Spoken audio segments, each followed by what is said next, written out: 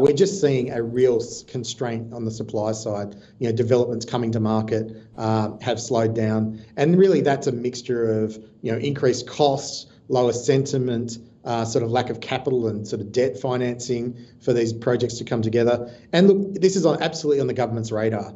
It is causing real constraints on the supply side of housing in Australia, which is, driving up rents, for example, or reducing the affordability for people looking to buy across parts of Australia. And so we're in there with government. We've got technology platforms and data and insights and research to help shine a light on those areas where the government can actually sort of make some interventions and change policy and drive policy outcomes to improve the supply situation. And then we have the technology platforms to actually make that happen.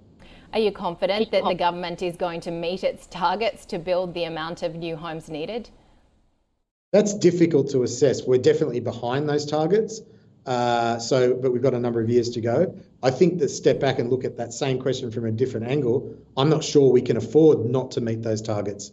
The consequences of not meeting those targets and the sort of ethical, moral, and sort of even economic consequences on Australians is incredibly dire. If we live in a country where affordability continues to rise and be challenging, and that Australian dream, increasingly rental, but buying and owning property is getting further and further away, the social consequences of that outcome are going to be significant and will have ramifications for governments across the country.